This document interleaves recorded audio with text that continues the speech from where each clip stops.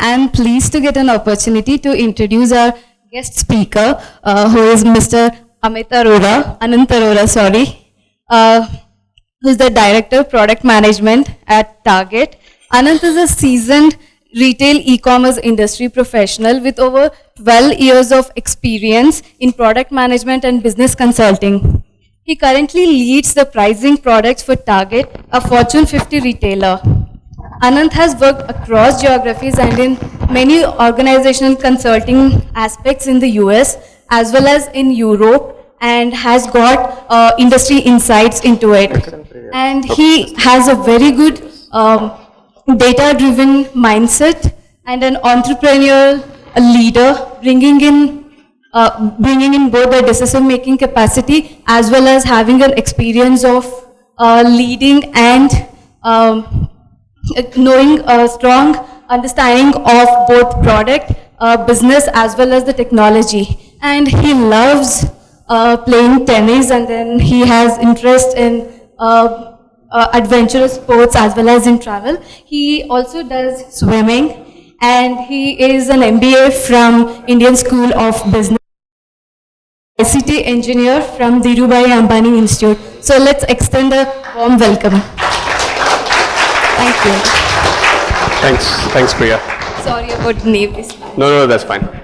Are you guys able to hear me okay? Yes. Thanks Priya for the introduction.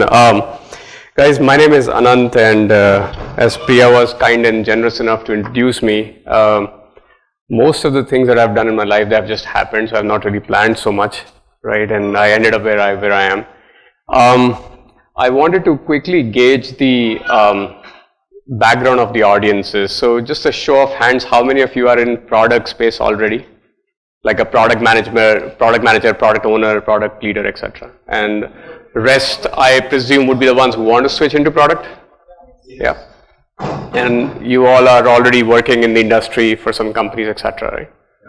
Great. So I think I'm in first IPL, right? I mean, one of the really nice institutions that I come across. I did not know that there are specialized courses now in product management space, so it's really good to see. I just happen to be an accidental product manager.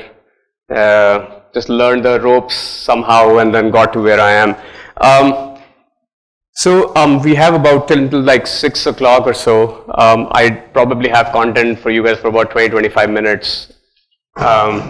So feel free to stop me in between whenever you want to ask any questions. Don't wait till the end. We can just make it a more interactive conversation. The theme of my session, when IPL invited me over and they wanted me to talk about Target. So I run pricing product function at Target. Target is one of the Fortune 50 retail companies in the US. So we have lots of large stores. Any of you guys have been to a Target store? Show of hands. Okay, good chunk then. For those who haven't, think of it like maybe a mix of big bazaar, Shoppers Stop sort of thing. You know, you sell a lot of grocery products, you sell clothing, essentials, and beauty products, etc. So it's more like a big box department store. So the topic of my presentation here is 3 key pillars of product leadership, right? And you would have learned a lot about what product really is, and what do you need to do in order to be a successful product manager. These are all from my own experiences, right? Not read from any book or anything, right? This is just my experience, how I got to where I am, and what were my experiences, what influenced and shaped it the most. And I wanted to, give an undertone to that topic with a case study for Target in the pricing space. So I used to lead their competitive pricing, and now I lead the entire pricing function. And also overlay some examples from the industry, right? So on the theme that I have, the 3 key pillars, I will bring up examples from the industry which have stayed with me for a while and which have influenced my journey so far. I think there is a little bit of echo, so I can hear myself quite a bit.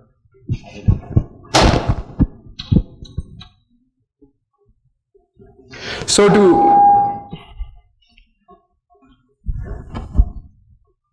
to begin with, let me ask my favorite question, right? What is one core responsibility of a product manager?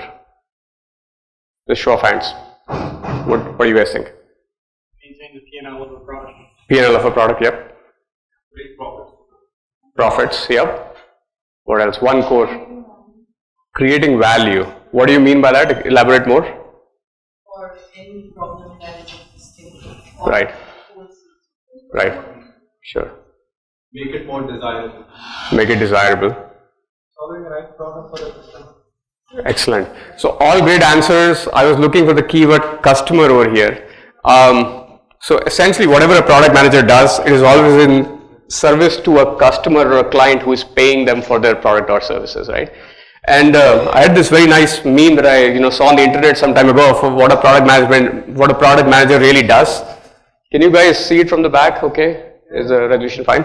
So this is like, you might have seen this meme some time ago. What my friends think I do, what my mom thinks I do, but what I actually do, right? So it's a very blurred line. So all of you guys, as I was saying, is right? So when you do manage the P&L, you do think about the value, you do think about your customers, etc. Depending on what the need of the hour is, a product manager is the one who steps up in the team, right?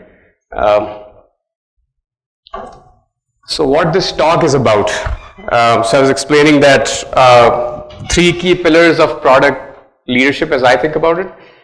I'm not going to give you a course on pricing in retail because it's very, very cumbersome. So nothing to do with how do we do pricing, etc. I'll just use some, case study format to elaborate a bit on that.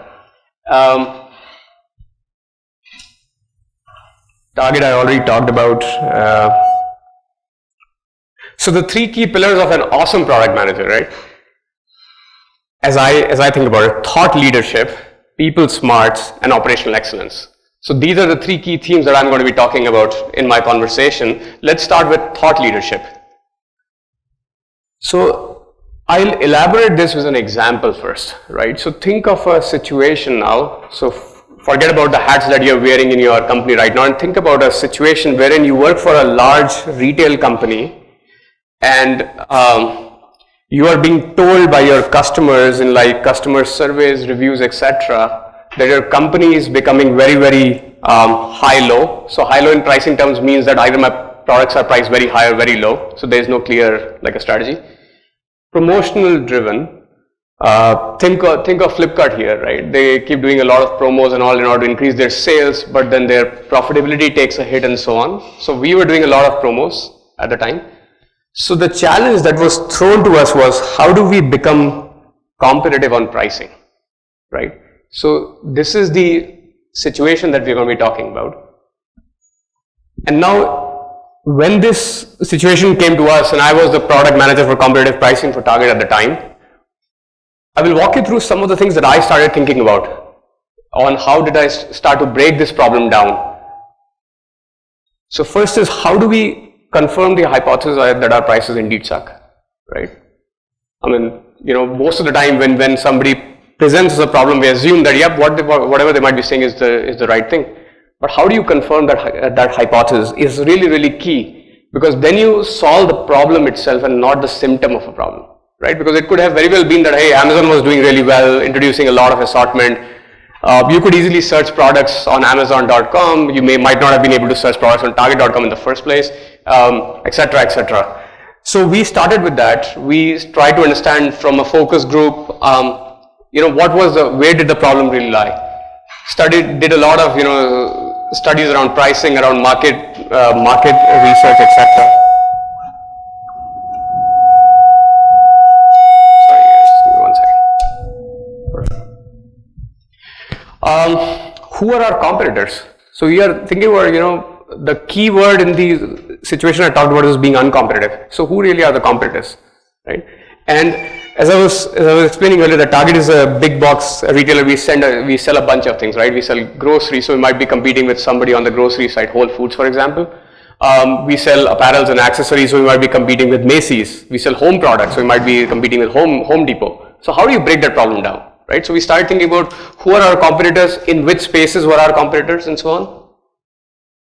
What categories or assortment do we compete with first, and how often do we price check, right? So just to give you a little bit of understanding around pricing in retail, when you have a store which sells about 100,000 products, right, about 1 lakh products, you don't change prices every day or every week, right? In some cases, the prices remain the same for throughout the year. In some cases, like milk, eggs, bread, for example, the prices might change every day.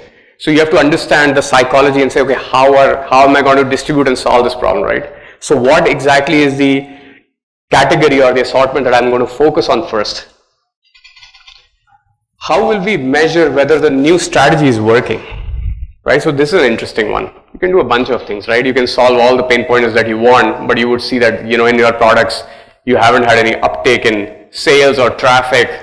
You thought that the next feature that you're going to launch in your product might, just kill the industry for you, but that hasn't happened. Nobody even bothered about that feature. And there could be plenty of reasons why, right? For example, you have not even communicated to your customers what the value is that this new feature is bringing. So in our case, how are we going to measure whether our new strategy is working or not? How much will it cost, right? So we talked about pricing. Some folks talked about P&L. Of course, if I'm going to, make prices more competitive, I'm going to bring down the prices. So there's going to be a lot of margin pressure on the items that we sell. So, and if that doesn't result in increased sales, how are we going to pay for that investment, right? Because everything in product is an ROI, right? All the time that you are thinking about an investment, you are thinking about how am I going to get the payback and some more. What will be the margin impact in the industry? I already talked about that. So my product problem statement ended up from being here to here, right? How do we localize prices across all 1800 Target stores cheaply to improve price perception of customers and win their trust back?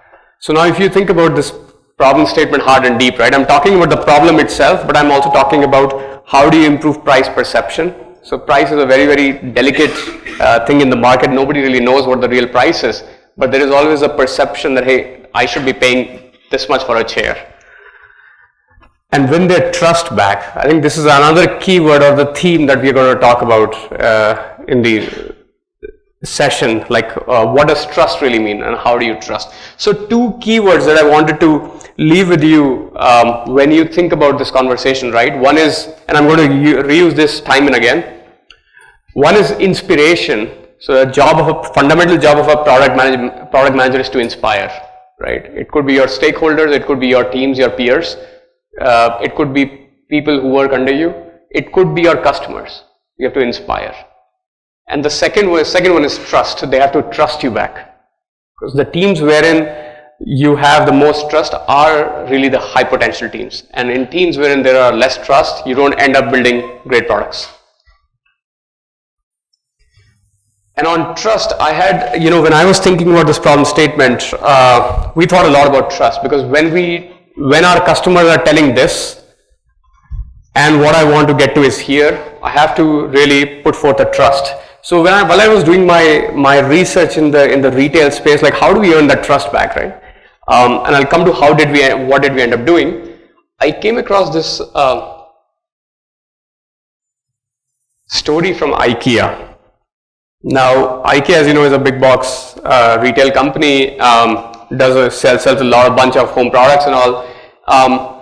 Their customers, whenever they walk into the store now, you don't really know how much, you're not buying home products every day, right? I mean, when was the last time you guys bought a couch or a bed or a sofa, right? Once every few years. When IKEA started to do business, and after a point in time, there were a lot of big box retailers who came into play. They were entering new markets. They were trying to define how should my pricing strategy look like to a customer, so that I give them a perception. So going back to my previous slide about perception, that we are the cheapest and the best value in the market, and also develop a trusting relationship with your customers. So the story that I read about IKEA was when they opened their stores in the US, they ended up opening food outlets in their stores. They've actually done the same thing in Hyderabad, in the store which they opened in August, that they have a restaurant out there. And the reason behind that is they thought that, hey, nobody might be buying, beds every day, so I may not know the price of the beds or the sofas, but I definitely eat every day, right? And what do I pay for that? So when they launched in the US, they started selling hot dogs in their restaurants in IKEA, and they priced it at 50 cents. Now the interesting bit here is that they are definitely not going to make hot dogs for 50 cents and make a margin on top of that. But what they ended up doing was they started driving the price perception with their customers that, hey, you generally get a hot dog for about $1 or $2 outside, but here we have it for 50 cents, so probably IKEA is cheap, right? Or probably IKEA is giving you great value. So that's how they started influencing the mindset or the perception of their customer. So coming back to the theme of thought leadership, focus on the problem. This is my favorite statement, right? 80% of the things that you're going to take on as within your role in product management space would be defining the problem and getting intimate with the problem. And my ask would be that it is not just the product managers who should be thinking about the problem, it should be everybody. All the time that you should be thinking about is getting more intimate with the problem, not the solution. This is really important, because what we end up doing is we end up telling people the solutions that they should be implementing rather than the problems that they should be solving. Second is amplify and think big. So when we started thinking about fixing the price perception of Target, we couldn't have solved it for 1800 stores multiplied by 100,000 items in every store, right? I mean, if you do the math, it's probably like 180 million or some odd number, right? Some big number. But what we said was, hey, we are going to solve something in a store, in a smaller category like grocery. We are going to scale it up within the region, within the market, within the entire country, across all stores. The first seed that I'm going to sow, if that solution is not scalable, I would come back and keep reinventing the wheel over and over again. So we always thought that, hey, when you're building for an X, think about 100X.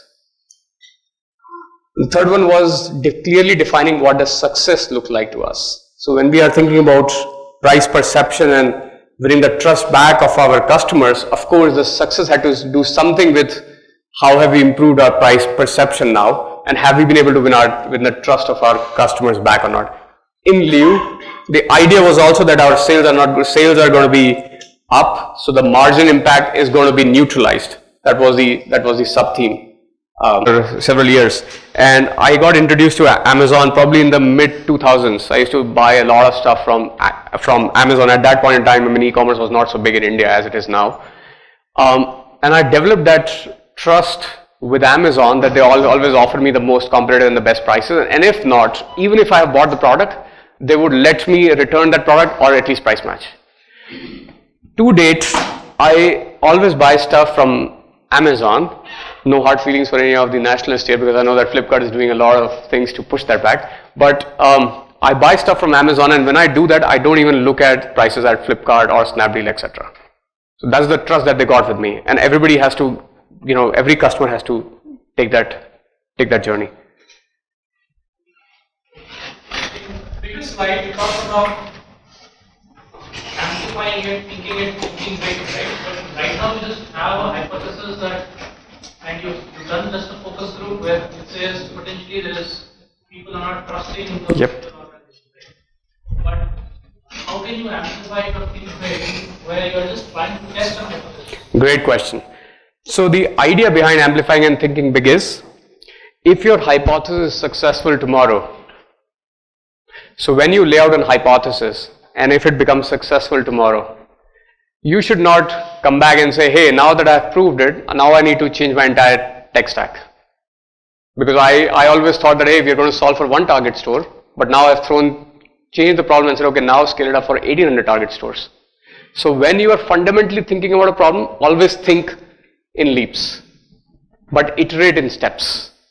So have a vision on where you potentially could go, or where this hypothesis or the idea could go, and start to work towards that, but break down the problem in a manner that you can do it in a short amount of time, and you are able to iterate and either prove or disprove the hypothesis. And we're going to talk a bit about that also. So, and how does that relate to the fact that the budgeting and everything happens, you need to think about, right, all of that. Unless until you prove something, nobody's going to fund you. Absolutely. And you cannot really say, I'm going to do this for 1800 stores or 18,000 stores, right? So, specifically, if you have something later, maybe we can... Why don't you hold on to that question for a bit? I'll talk about something more around first principles thinking also. One quick question. Not related to the slide that you mentioned. Okay. It's more towards how you manage the customer relationship and understanding the market. Right? So you're based out of Bangalore, isn't it? So, I am, yes. So Target sells primarily in US? Yes, that's So how do you manage the dynamics? How do you understand the customers sitting out of here in Bangalore with a different time zone? Yes.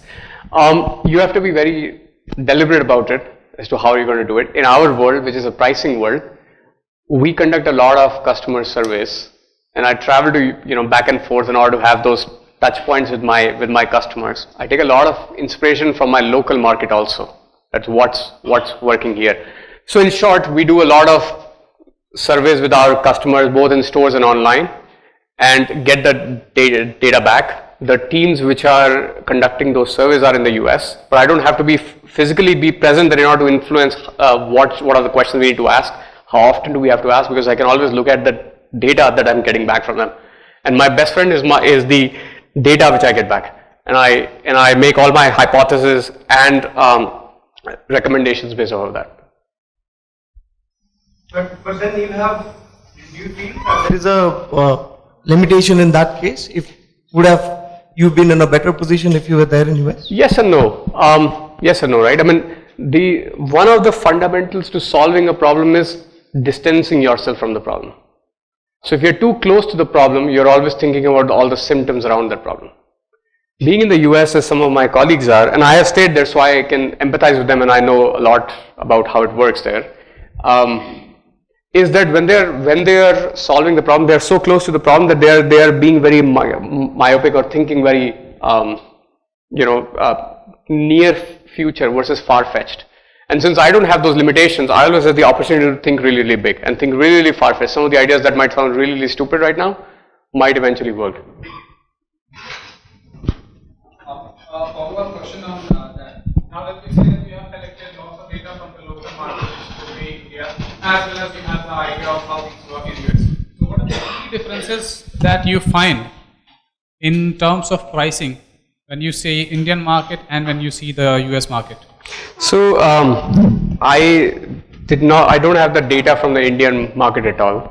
I just mentioned that I take inspiration from them as to how they do things here. Like for example, Big Basket in grocery.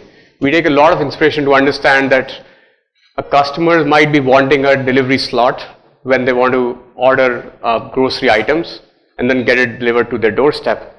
Morning drop is the same, so I use morning drop quite a lot. They come in the morning, between 6 and 7 a.m. leave the products at my doorstep.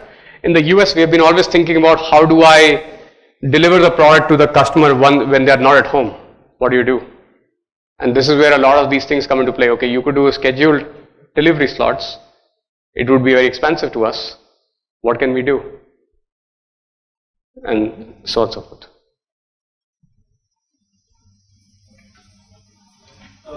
So when you broke down the pricing problem, right, did you also consider discounting, or how did you bring it into your problem statement?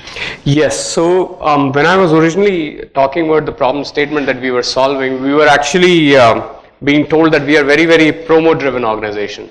It's the same thing as discounting, really. About a fourth of 25% of our products at any point in time were on promo. And Target has always stood for a great value retailer who is able to offer you the best price at any point in time, and not have you, so you don't have to wait for a season like in Flipkart. Now you have to wait for next week for Big Billion Day, so you're not going to buy from now until next week once that starts. We don't want to do that. We don't want to be in that game. So we always offer the best prices. So our intent was offer the best value at any point in time to anybody, whoever wants to buy anything from us. So I'm just trying to generalize this to a different domain. Okay. You will spend a lot of time on pricing, and at the end stage when the sales is actually making the deal, he would discount it based on his bills and time, right? For a different class of products. Okay. So how would you take that into account? Give me an example of what would they discount. For example, your cost price was always $100. Right. But at the point of making the deal, just to win the customer, you brought it down by 20%. Right? Okay. Because you knew I could sell them further later on. Okay. And that's how sales works. Right. I could go into a customer every quarter. Right? Sure. Let me bring it down 20% now and I'll be able to go back in later. Right? So Okay. do you ever think about that? I mean, do you think about repeatable sales? We do think about repeatable sales, but in case of competitive prices, I don't see the cost. That is the interesting bit there.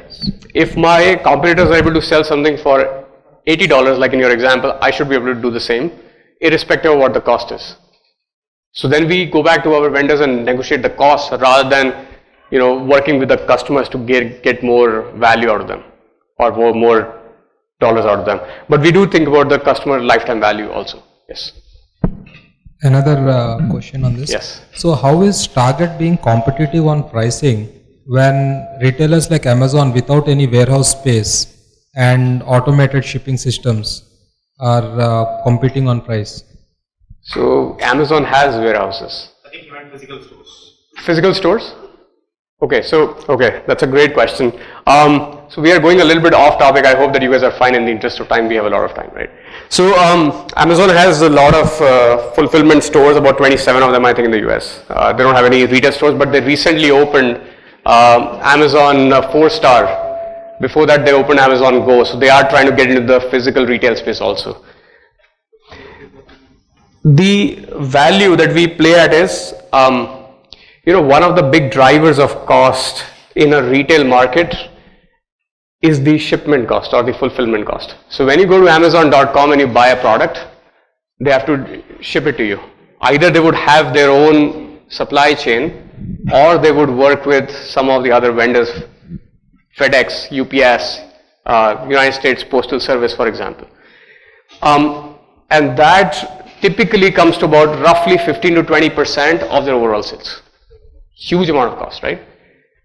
But Target having 1800 stores, we can actually convert our stores into fulfillment hubs also. So we play on the strategy wherein my store acts as a mini fulfillment center and we are able to ship about 50% or more of the online products from our store itself. The lesser the distance to the customer, I save upon the cost and I save upon the time which it takes to get there. Target is typically within 10-mile radius of about 85% of Americans. So pricing doesn't matter, competing on prices, we are fine with that. Earlier you mentioned that you always work upon the best price to be given to the customers, right? Then how do you take consideration the factors like cost of product and then customer perceived pricing and all those things? What are the challenges while keeping track of such kind of factors? So I'll answer your question a little bit differently. So in retail, the retail has three fundamentals or three cornerstones, if you can call it. Assortment, what do you sell, right? Experience, how do you sell it or how do you show up? And the price that a customer might pay. In Target's case, we sell amazing experience, right? We have amazing, really good looking stores. People love to come to the stores. We have a lot of assortment that is very relevant to a customer, although we don't sell about 500 million different items that Amazon does. Because they play in the long tail, we don't. So we have very, very focused assortment that a customer would have. We have a lot of our own brands. What that means is something that we manufacture and exclusively only we can sell. So nobody in the market can sell that product. So if you have a Goodfellow & Co., for example, is a product, and if you like their jeans, as you know, there's always stickiness to what you already have. So if I have a Levi's jeans, I keep buying Levi's more and more. If I have a Goodfellow jean, I want to buy more Goodfellow jeans, and only Target sells it anyway. So you play on those aspects also. I have a question. So you mentioned that Target has the advantage of using these 1800 stores as a fulfillment hub, which Amazon does not. So you save a good portion of your fulfillment costs. But if you start fulfilling from these stores, Yep. is that not going to impact your supply and demand numbers? How do you estimate demand from a particular region, because you have to stock up the stores accordingly? Absolutely. Right, the retails in the for the footfalls into the store, I think you can, depending on the day of the week, you can estimate to a good extent. But if you're also introducing the online space, the online fulfillment factor, how do you estimate that and ensure that it doesn't impact your? At the end of the, so I'll give you a snippet, right? You guys might have seen some time ago that Amazon has patented this service wherein they deliver stuff from drones onto your house, drop it in your balcony before you have actually ordered the item. Does it so what that before you order? What I meant by that was they're able to predict demand before you're actually going to their site and asking for it. Right. In the same vein, we should be able to predict demand as well, be it online or stores. So my data science partners work on that to figure out that at each node, and node could be a store, a fulfillment center, a warehouse, an import center, etc. What would be the demand for a particular type of item be? Typically, if you think about that, we sell about 1.5 million items on the Target.com store, Target.com, and about 200 to 300,000 items in our stores. Typically, 20% of that assortment takes care of about 80 to 90% of our sales. Typically, so that solves for a huge amount of problems straight away. And that is another good lesson that I wanted to also, reiterate here is, when you are thinking big, think about 80-20 rule. It always works. Even in the industry, it works. One question. So it appears that your target store prices are uncompetitive because of one of the reasons being promotional driven.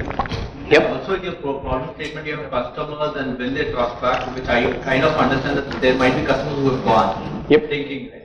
So if not promotional driven, how do you get these customers back? It must be a challenge to get them back. Media is our friend here. And You have to communicate the value to the customer. When you are looking, so I'll give you an example from my personal life, right? Or what I'm doing right now. So I'm actually remodeling my apartment. And I recently got a technician from LG to install an air conditioner in my house, right? And while I was anticipating that they're going to charge me a heavy installation fee because you pay extra when you install an AC, they asked for about 300 rupees. And I thought that was great value. I could have asked for free. And if I was thinking free, my reaction would be very different from when I was thinking about 1,000 rupees. So it's all about perception and how do you communicate your value to the customers. Okay, we'll take more questions. I'll just get ahead in the story. So the first was thought leadership. Second is people smarts. So core fundamental job of a product manager is to interact, influence, inspire people who work with you. They could very well be your product teams. They could very well be your stakeholders. Like in my case, it's my VP of products. It could very well be your customers, right? We just talked so much about inspiration and trust with our customers. So you have to be really, really smart and sharp at how do you upskill in this area. So three things that I want to talk about in people smarts is what do we communicate to our stakeholders? When we are thinking about investment, what is the impact that you're going to create? So as, again going back to the P&L example, P&L, somebody said, the core fundamental job of a product manager is to manage P&L, profit and loss statement. Whatever investment that I'm making in my product, what am I going to get back? Stakeholders have to be you have to be laser focused, and stakeholders who are investing have to be very, very clear on what is the value that you would drive. What is it going to cost? How would we recover the cost?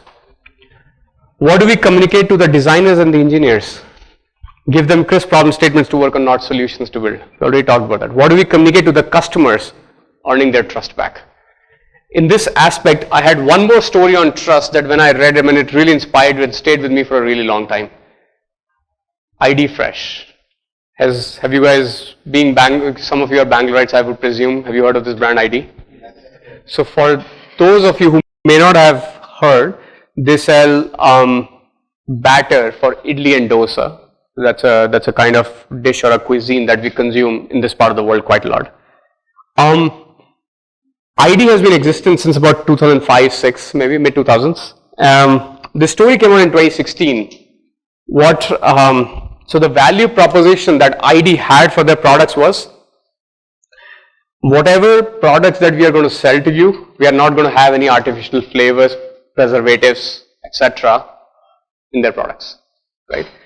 At the time, you would imagine that how can somebody sell me a dosa batter that lasts for a few days or a few weeks without getting spoiled? I mean, you can of course refrigerate them and all, but at the end of the day, it has to go through the supply chain, it has to get into a store from where you buy and so on. But ID was kept on persisting that, hey, we do not add any preservatives, we do not add any artificial flavors, etc., etc.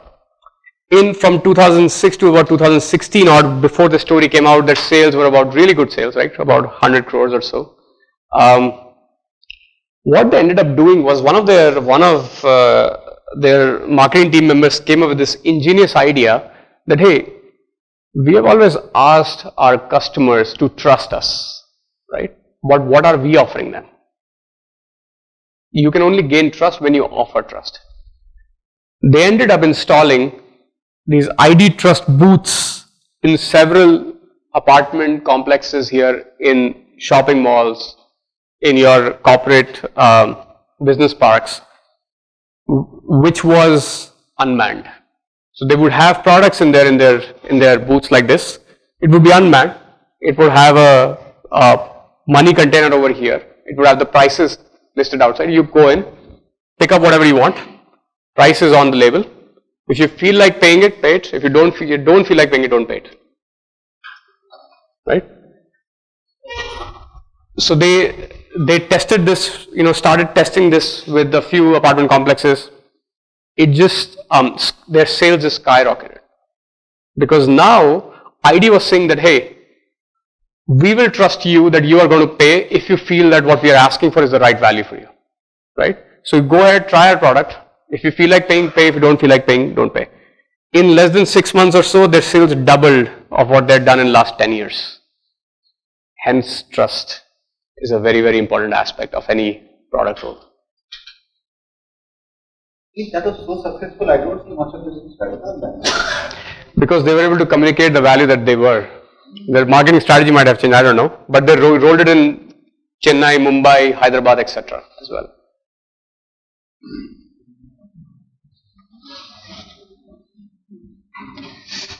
Similarly, in our case, right, what did Target, we talked a lot about what Target's competitive pricing has been and so on and so forth, but unless you tell your customers that, hey, this is what I'm doing for you, how do they know? Right, so important aspect of a product management / leadership is communicating the value to the customers who are going to eventually buy it, right? How do you advertise or how do you market? I just got some pictures for our marketing handles that we came up with after all the competitive pricing work that we did, Price Right Daily. It is simple. What this marketing handle meant for us was, or the customers was, when you walk into our store, when you buy a Target product, it will be priced right. So you will get the best value for the price that you are paying. You can price match it if you want. You will see the same prices around. After a point in time, they stop checking competitors. So the second big idea that I want to leave you with is, when you are building a product, always think about the following statement. What would your customers stop doing when they start using your product? In my case, it was simple. They would stop worrying about their price, so it becomes very frictionless. They would stop checking their price at either Target.com or any of our competitors, and they would just walk into a Target store, save time, just buy the product and go out of the store. So just to recap once again around people smarts, communicate authentically. I mean, I don't have to elaborate on that. I think we all play in the empathy world here. where I trust you, you trust me back, you know a lot of stories about me, I know a lot of stories about you. This is how we work really well together. Collaborate and build trust, and most importantly, build a culture. So, Pinkesh, Pinkesh Shah from IPL was at our offices some time ago, and he made this very, very interesting point, right? That he said that, hey, these days when I look at, all the folks in the product team, some are scrum masters, some are, engineers, and engineers could be a back-end engineer, front-end engineer, UI engineer, Java engineer, non-Java engineer, etc., etc. He said, hey, you know what? It's all rubbish. You only need to have one kind of engineer, which is a customer-centric engineer. So then I thought that, hey, this is really amazing. I mean, if you have a product team and there are lots of members in that product team, if everybody is thinking about the product and the problem statements that they're working towards, you would end up building really world-class products. This is another example that I wanted to bring up. Anybody can relate to what this is? Take a guess what this might be. Yep, that's correct. So Ford made this very interesting statement, as you all guys know, that if I would have asked what my customers wanted, they would have told me faster horses. But he ended up building cars. Always think about solving the problem for what the customer needs, not what they want. Because what they are thinking about is only iterative. What our job as product managers is to think in leaps. How do you bring a step change in their behavior and in their environment? My third theme that I wanted to talk about, so thought leadership, people smarts, and the third theme that I wanted to talk about is operational excellence. And what does it mean? So now we talked a lot about hypotheses and how do we test our hypothesis cheaply. So that's my first one here. What hypothesis can we test cheaply? In our case, we said that, hey, our local competitors, so when I'm in a Target store, so now I'm just talking about the store, not the online world. When I'm in a Target store, there could only be a handful of competitors around that area, right? So all I have to do is compete with them, not compete with everybody around the world. Cycle time, prices wouldn't change every week. So we made the hypothesis that, hey, prices shouldn't be changing every week. And we did a lot of testing and study to understand that how often do they change, what kind of categories change more than others and so on. So then, and these factors would play into your cost, right? Because if I have to gather competitive intelligence every day versus every week versus every month, the costs are very, very different. Price granularity. Some stores may have similar prices. If you buy an iPhone from any Apple store, it will be the same price. But if you buy a milk from Walmart, it could be very differently priced, because an iPhone, the cost is already baked into it, right? It's being manufactured in China. You know exactly what the COGS are. You know what the shipping cost would be. Everything is very deterministic. But when you are thinking about milk or any of the other food products, I had a famine for the last 6 months. There's a lot of pressure on the items. Of course, the prices are going to go up. So the supply and demand, cycle would play in such products a lot more, which are elastic, price elastic, versus the product which are not really price elastic. The second thought that I had here on operational excellence is first principles approach. Reasons by first principle rather than by analogy. And I had a great story here that I wanted to share with you guys around SpaceX. Everybody, I presume, know about SpaceX. Elon Musk built a company, wanted to go to Mars, had some wild ideas, making it happen, right? So when I was reading about them, and I thought that, hey, how could a company like SpaceX come into existence in the first place? Because the initial cost to get into the business is so high, it takes like millions of dollars. So only a fool like Elon Musk could actually jump into a business like that, who has so much of dollars to expend. But at the end of the day, he made it successful. And his reason of thinking by first principles in this context was the following. So I don't know how many of you guys know this or not, but when Elon Musk, sold his previous company, made a bunch of millions of dollars, and he wanted to get into this rocket science business, he thought that, hey, how can I cheaply get a rocket from somewhere and start testing and experimenting whether this kind of a business will work for me or not. So he flew down to Russia. They offered him a bunch of, rockets which were like about 30, 40 years old, anywhere from like $5 to $10 to $20 million. And if he said, okay, if I buy a rocket off the shelf, from some aviation company, what does it cost me? It costs about $65 million. And he had only about $200 million to invest. So if he said, okay, if my first test fails, one third of my capital is gone. What do I do? Then he started thinking about first principles. What first principles really mean is always break down the problem to its most fundamental truths that you know of. So I read this some time ago that, in order to solve any problem in the world, you need only two things: knowledge of physics and data. In Elon Musk's case, what he did was, he started understanding that, hey, at the end of the day, the major cost for building a rocket comes from titanium, some other alloys, copper, magnesium, etc. And when he looked at the prices for those metals in the commodity market, it was about 1/100th of that price. So he said, hey, where's all the money for this going? I can hire all the top engineers who can help me build this, pay them loads of money. It would still come very, very cheap, which happened to be true because he could build a rocket in less than a year for about 1/10th the price of what he was asked to pay in the first time. So he brought the problem, the cost of the problem by about 10x, only by thinking by first principles. So going back to first principles, reason by first principles rather than analogy, and that what analogy means here is, if I'm thinking about a rocket, if it's costing me $65 million on the shelf, if I try to buy it from somewhere else, I could probably be in that range, right? But I can never be at 10x up or down. In our case, when we started doing the math around how much of money do we need to spend in order to get all the competitive data for an year for Target, the number looked somewhere very obnoxious. Seemed like about $200 million. But we ended up spending only about 1% of that on our prototype in the first 6 months. Sharper focus on process. Now this is really important. You are solving a pain point for a customer when you build a product or a feature and you ship that out into the market. But it is extremely, extremely important that once you've solved a problem, it remains solved. It is fixed. So how do you think about building scalable, resilient systems, and how do you be smart about making the right choices, which is using humans when necessary rather than fancy ML models, right? So this statement came from my own experience, wherein when we were thinking about pricing, when we started doing the price matches with our competitors, we said, okay, I'm going to go to Amazon.com, Walmart.com, etc., and see what the prices are.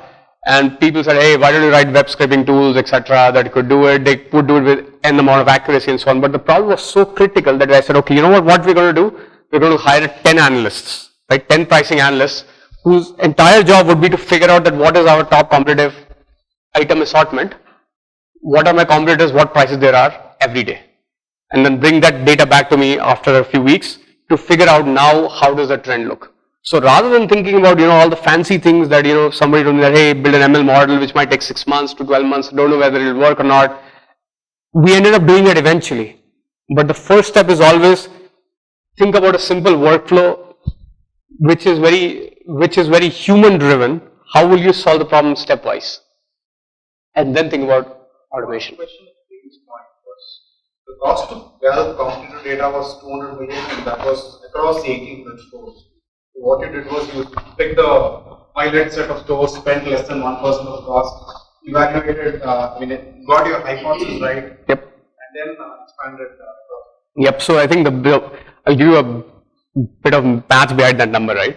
So every Target store, we thought that, okay, sells about 100,000 items, has about, on an average, 3 competitors in the near proximity. If you do that, gather those prices on a weekly basis for 1 year across 1,800 stores, this is the number that you come up with. Because the way to get competitive prices for stores is very different. So for online, it's easy. You can go to Amazon.com right now and check on the price. But if I ask you to, hey, Walmart store in New York, downtown area, how are you going to get the price? Somebody has to actually go there in order to get the price. So all the cost that comes in is actually the human cost. And all the cost which gets baked in by building all these software and these systems and the tool to tell a human what to do now. So my last one, this is probably my last slide. How did we measure success? So if you remember right, when we were talking about the thought leadership and all the hypotheses, we said that, hey, you can solve all the problems that you want in the world, but how will you know whether you have actually been successful or not? So in our case, price perception and trust were the two factors. We started looking at perception customer surveys that we do in the stores, and we started defining goals for us on where our competitors lie. So probably you cannot probably see from the background, but it is essentially like, this is a scale. Every 3 months we do this customer research across hundred thousands of our customers to see what they're thinking about, and we have a bunch of questions, and this is a weighted calculation of those questions. And the uptick that you see towards the end is when our work started to come to life. But more importantly, we also wanted to figure out that what is media saying about us, right? So what is happening in the market? So in the US retail market, just like Indian retail, is very, very dynamic. Every day you have a news. So I just love to see that whatever we are doing, right, is Walmart losing to Target on price in the grocery aisle. Now that kind of statement was always unheard of in the market. This means price what? Target take prices down to bring back shoppers. We were initially told that we are going to lose about $1.5 billion or so in margins. We ended up making much more than that with this initiative in terms of our top line sales. So to recap once again, operational excellence, hypothesis driven approach, put up the success criteria up front on how would you know whether you have succeeded or not. Think about first principles, invest in a process, always be very outcome focused rather than output focused.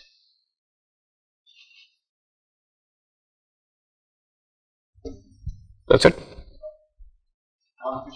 Previous slide. A little tangential to that. Yep. Now we have about 24 minutes, so until 6 o'clock we can do all the Q&A. Yes. Customer surveys and gauging the mood and sentiment of the customers. Yep. Not many customers are inclined towards or are happy responding to surveys, right? If you send out a survey to say 100 customers, yep, the response rate would be somewhere in the single digits. Yep. One, is that data point good enough for you to extrapolate the results of, all say about 6 months of work? Two is, how do you incentivize customers to respond to surveys? Absolutely. So I'll tell you what. This is only price perception.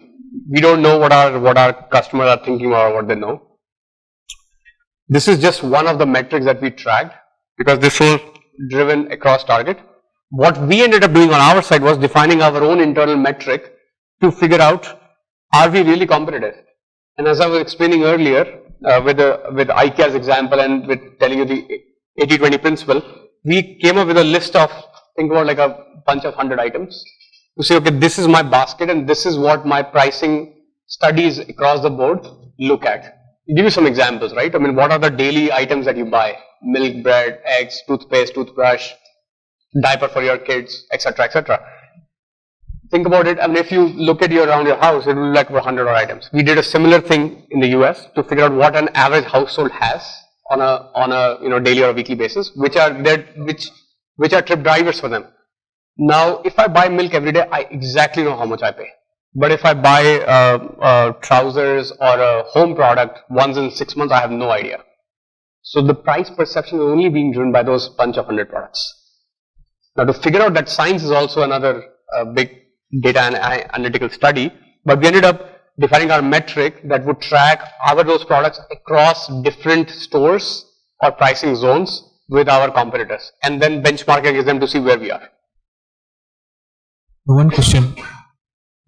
I remember reading an article telling that Target's 100 plus stores in Canada got shut down, yep, and it is exited from Canada. And I don't exactly remember the reason, something like the unit difference in US and Canada, something like that. So I just want to know a product manager's role on this as such. Excellent question, right? So products fail. So does this also comes under a product manager's portfolio to? I mean, on a scale like Target, I mean, you have to think about product management. I mean, it could be very, very different in different companies. In Target, I mean, if you're thinking about several tens of billions of dollars of business, so we do about $70-75 billion of business every year. Canada was an addition to that, about 129 stores I think we had. We closed it down. The reasons were more around assortment experience, supply chain. We're out of stocks more often. Our prices were higher. So all the retail fundamentals that I initially talked about, experience, assortment, and price, we were doing really bad on all the three fronts. So then we said, hey, can we fix it?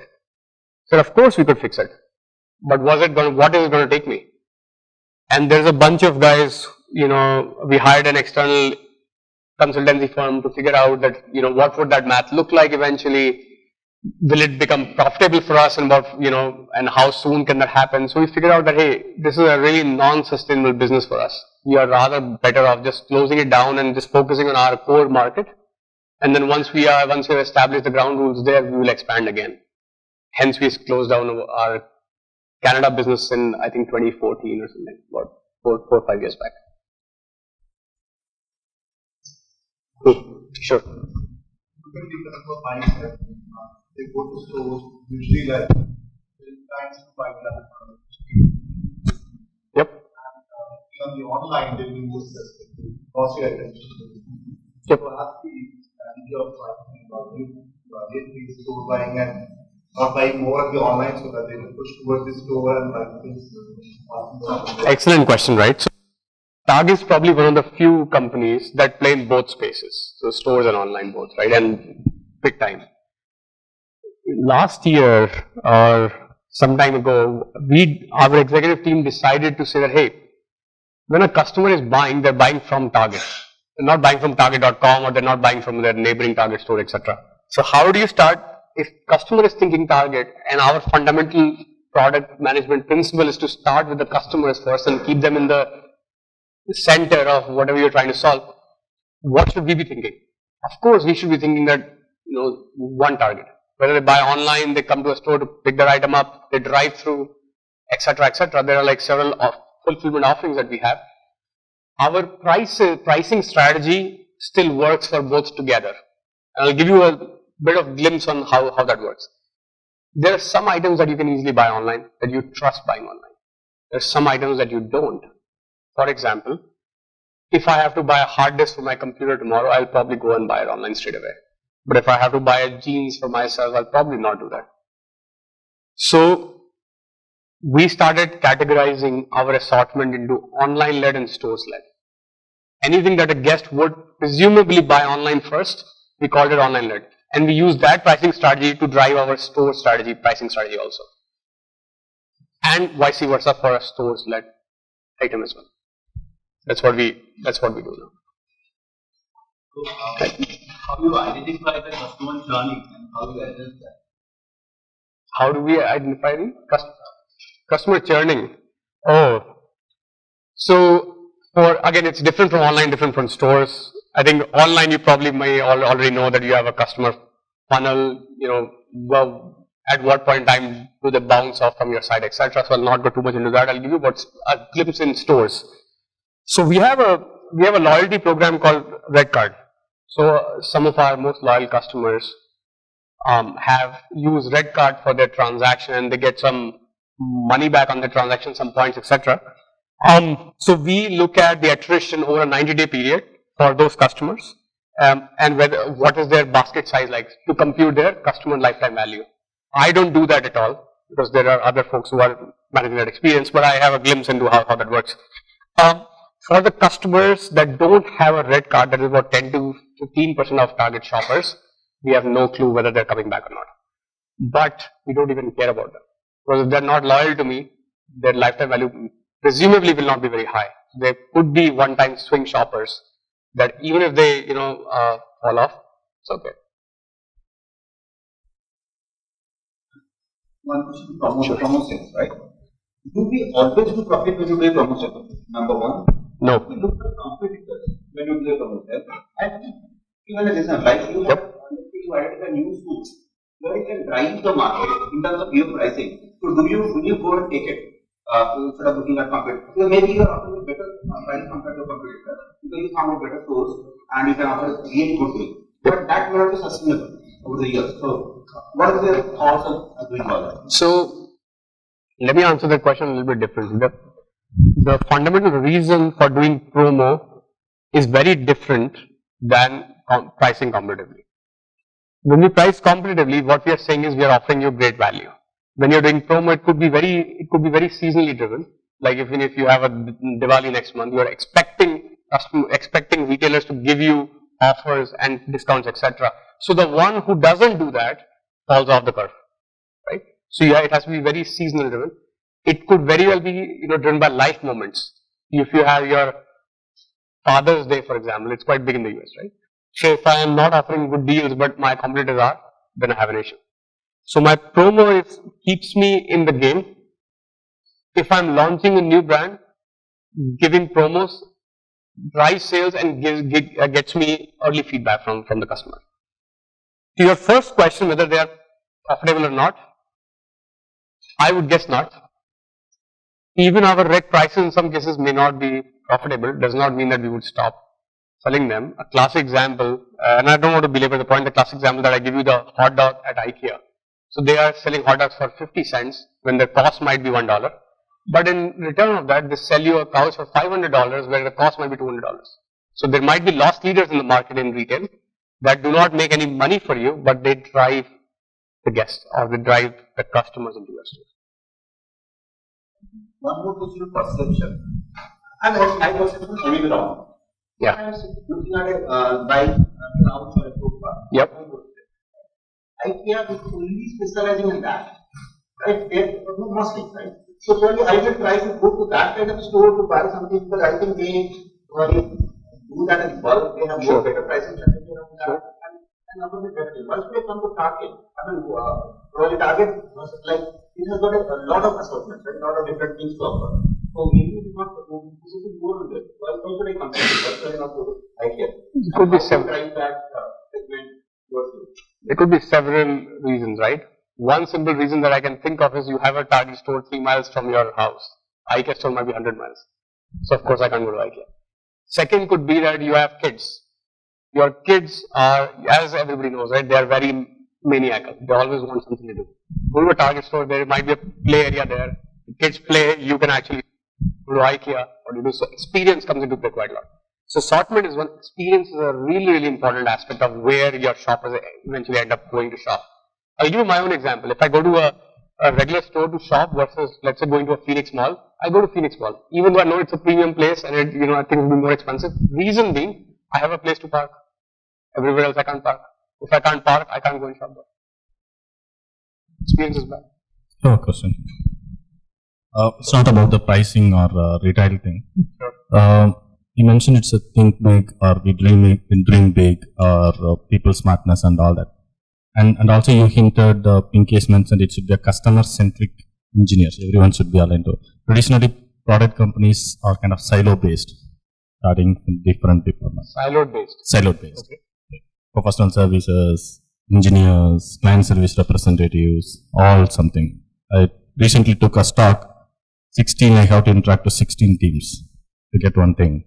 How to eventually to get the right execution, what problems you have faced and how you tackle to bring that alignment. Yeah.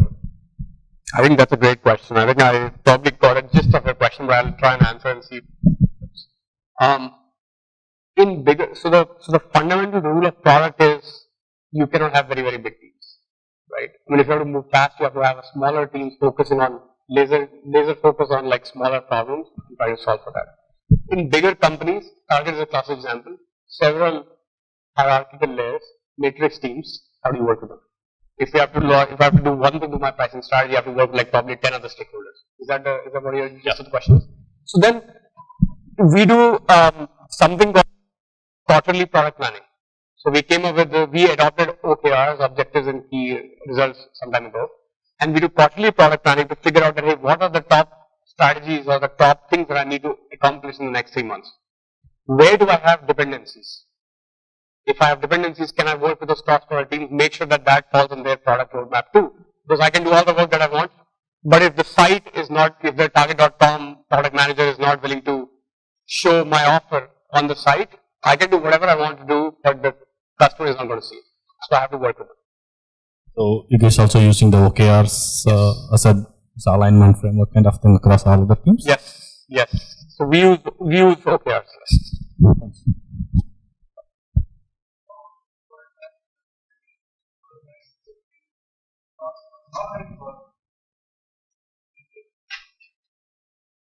Very loaded question. I'm a product manager, so I think it's great. But I'm a sports enthusiast too, and I think sports is also great. So I think it's like whatever works for you, right? I mean, you have to have some key skills in order to make it well, I would presume, in a product space. It's true for any other thing that you're trying to do. You're trying to be a project manager. You have to be on time. You have to have execution strategy. You have to be able to hold people accountable for what you're trying to accomplish. If you're an engineer, unless you write great code, nobody is, going to offer you a job. So I think it depends on what your key strengths are, and if those align well with product, I think it's a great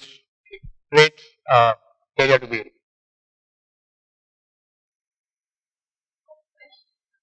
Sure.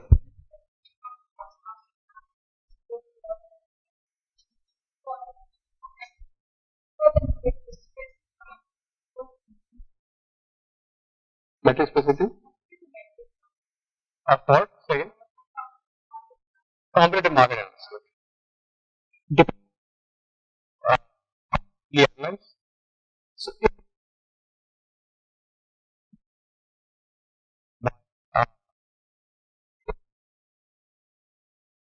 so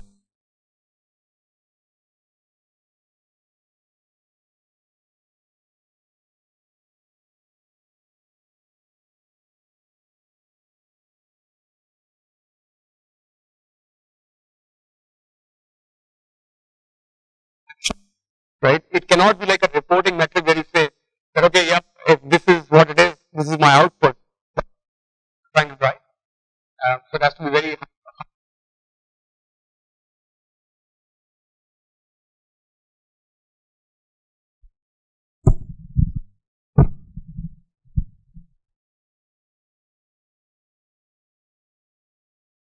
help.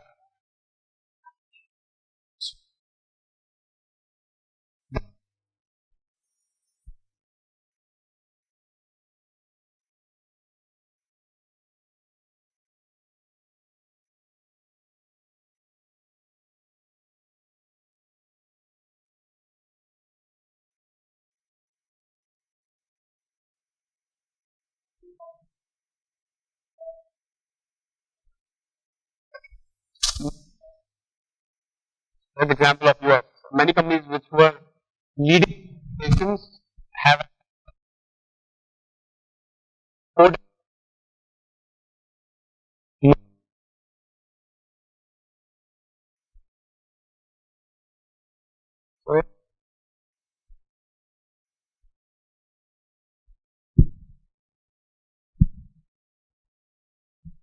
Mm-hmm.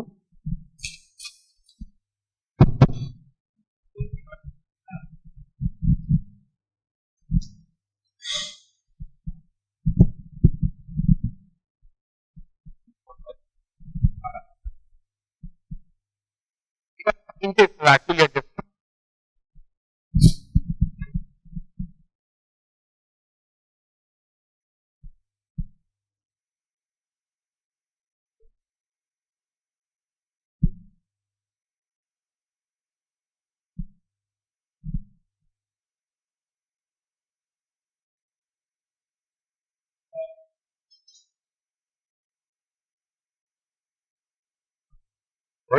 I need to be really good at like looking.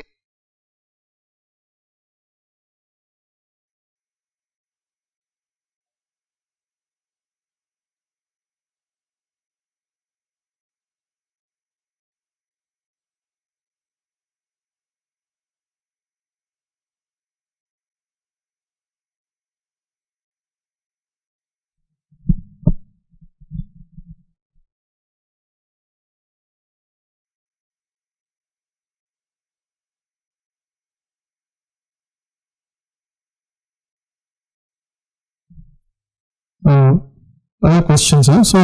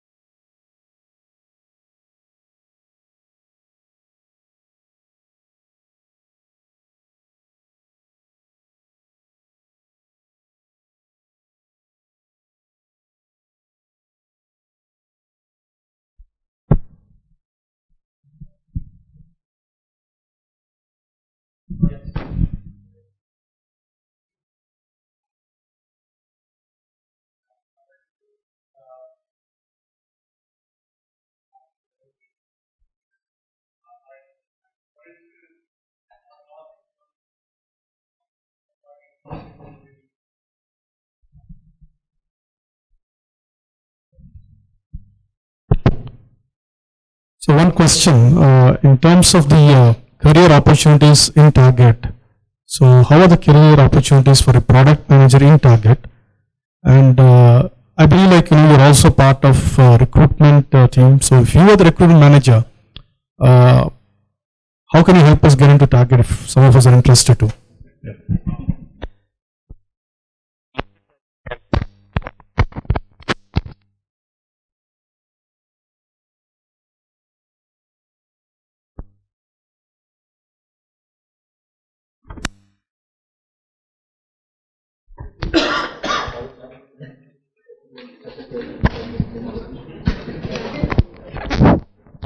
Okay.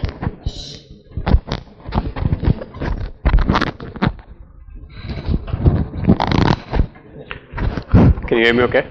Sorry, yeah. So yeah, very loaded question, I would say. There are some positions open at Target for sure for a product manager role. They are all online. You can actually go and see, browse around. But I would say Target should be one of the options, not like the only option. So there are several retail organizations offering product roles. I think product is becoming a very hot market now, in Bangalore especially, that I have seen the last few years that I have been here. Rather than focusing on a company, I would rather focus on building a professional career when you think about product, and it could very well be in Target or elsewhere. Think about where you would want to be a few years down the line, and if this is the right role for you, apply on the website, and I'll know. But I think the question was, is retail a necessary domain skill? It depends. For example, if somebody would have a pricing skill, that would be equally weighted to my mind. Be it in another industry, for example, if you're in enterprise sales, in IBM, hypothetically, that could be a good skill to have. Of course, the more that you can check the boxes, of course, that helps. But a lot of jobs that I've seen in product space, as I was saying, there is the niche skills are not very, very clear on what you're expected to know. For example, if you ask a Java engineer, hey, are you a great Java engineer? You can, of course, give them some algorithms or code to fix, and then you would know how much is their skill level. In product, it's a little bit more intangible, so hard to understand. And I'm a firm believer that about half an hour or an hour worth of conversation you can't know unless you see them, how they work. But it can probably give you some direction as to this is somebody that I would want to invest in versus not. So yeah. In your opinion, what is the career path of product manager, like product manager, then a director product manager, and what beyond that? So a lot of different companies do it differently. In some cases, product managers go as much as as far as being a CEO itself. I thought that the best product manager that we ever had in the industry was Steve Jobs. He was a product guy. Built great products, brought them to market. So there is no limit. I would say sky is the limit for that. In different companies, it works differently. For example, if the companies are more business focused, business oriented, of course, you would want to have those specific domain skills also. And with the good part of the product is it helps you build those skills over a period of time. So yeah. Sure. Is IoT driving your pricing strategy already, or do you expect it to drive? IoT is not driving our pricing strategy at all. No. Give me an example of that. Why would IoT drive your pricing strategy? Do you have any kind of dynamic pricing if you get to know Walmart drops its pricing right. that day? So you mean ML and not IoT? IoT is Internet of Things. Actually mean IoT. I mean, for example, on a Black Friday. Yep. Are you watching their prices and you compare? Yep. Yep. So we use ML algorithms for doing that, wherein we know that when their prices are moving. In certain cases, we already can anticipate, because in Black Friday, for example, we would be doing something different too. And in big events like those, the regular pricing doesn't change so much. So you're not influencing your competitive prices so much, but rather you will give more promos at that point in time, and make it together a better offering for your customer. I'll give you an example that Last year in Black Friday, Target said that, or Black Friday or one of those Thanksgiving days, Target said that we'll give you, on every $500 worth of orders, we'll give you a $100 worth of gift card. So that was our promo strategy at the time. Of course, we were giving all the other half price and buy one, get one, etc., etc. also, but on top of that, this was one of the offers. So, I mean, if the offer is compelling, yes, come and buy. But at a per product level, you are not monitoring it. We do. It's what you're talking about is more of a promotional. Yes. Irrespective of the per product price, it's the standard price that I give you for a $500 worth of shopping. So when we are competitively pricing, if the prices are moving and if the reg prices are moving, we do compete with them. And it could be. So I think something that, if I remember correctly, at Target, uniquely, you don't list the prices necessarily on the products in the aisle. You walk the product to a scanner and then dynamically see the price once you scan the item. No, we list the prices. Yes. On the aisles, or not on the product. Like if you have this product, in India you typically have an MRP, which lists the product here. In the US you don't. But on the, from where you're going to pick this from the planogram, you would have a label there which says the price. There was a picture. There was a picture here. Really? Side.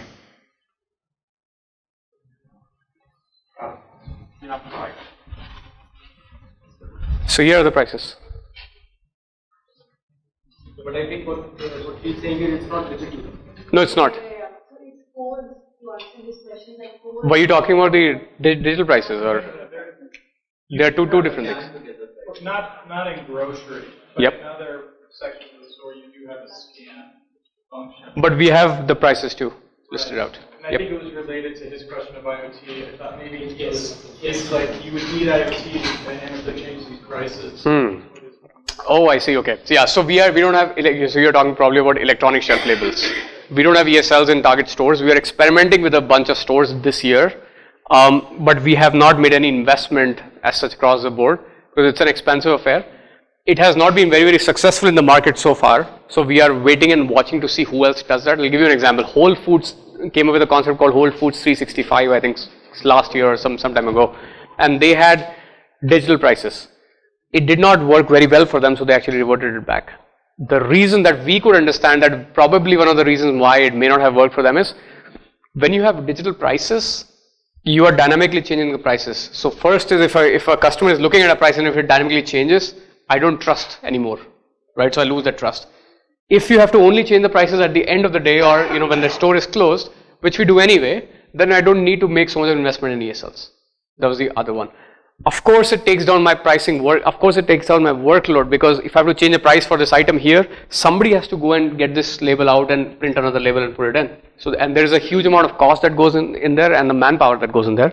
So we are understanding what is the cost-benefit ratio for that would be, and is there any going to be? Are we going to impede or hamper any customer experience by introducing those labels instead of these? At the same time, are you also watching your shelves? Are you tracking your shelves? How fast are they disappearing? Of course, yes. That's what my friends in the inventory space do. So you have to have there's something called a presentation minimum. What it means is, if I have these bottles which you see, there could be, I probably can stock like 10 of those right here. But if they're less than 5, then I get an appearance or it feels like we are stocking out. So we get to that, we define the presentment for every item, and as soon as it hits that number, somebody in the store would actually go to the back room, get more items on the floor. So as a customer, you would never know that these items sell well versus they don't. Sure. Are you changing the store like Amazon Go? Are we? Amazon Go, right? Yeah. Automated. Yeah. So is there any strategy for Target to change the store like? We'll wait and see. I'll wait and see. I think it's a hard one. So I think Amazon is still trying out and trying to test it out, whether they're non-POS, non-point of sale cashiers, whether that works or not. In fact, last week when Amazon launched their first physical store called Amazon 4-Star in New York, they actually have a cashier which sits right there, just like normal stores. So I get a mixed message from them. I don't know how much it is working for them itself. So we'll wait and watch. But we do have the right technology if we have to employ tomorrow to be able to make that happen. Just that Target plays in a different space from experience standpoint. We are more the kind of people who like to interact with our customers. So you would find a lot of Target team members walking the stores, interacting with the customers, helping them find what they need to find, answering their questions, etc. So we play in that area more. Who is the biggest customer? Is Amazon or Walmart? You mean the biggest competitor? So in different spaces, I think in different categories they are both, and there are a bunch of others as well. Home Depot, Lowe's could be others. Costco could be another. Lowe's is Kohl's is one more. Macy's used to be a big one in apparel and accessory space. Now they're not doing so well anyway, so we don't treat them as a competitor anymore. But they change. This changes. Any plans for India? I hope so. I think we asked this question to our CIO when he was here last time, about a few months back, and his answer was, the day that I can register the land on my name or on the company's name in a foolproof way is the day I'm going to invest in here, because there's a lot of conflict, as you know, on who owns the piece of land. So anyway, that was trying to make humor. It didn't look like it worked, but we'll see. Does having a physical store really matter, or when looking at Amazon or it is working for us. Amazon is investing in stores, so looks like it is probably the way to go. In India, when they came to know that Reliance was planning to launch online retail, they went and bought more 49% of stake. Yep, I know. Yep, not 10, but probably more than that. Right? Half the company. 49%. Yep, exactly. So they are investing in stores. Clearly. Okay. Cool.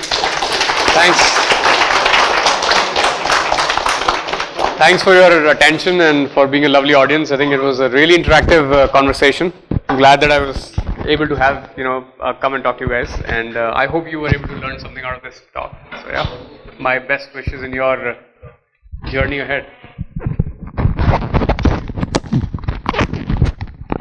Thank you so much for bringing us the industry insights, pricing, and as well as the 3 key pillars of product leadership. And thank you everybody. As an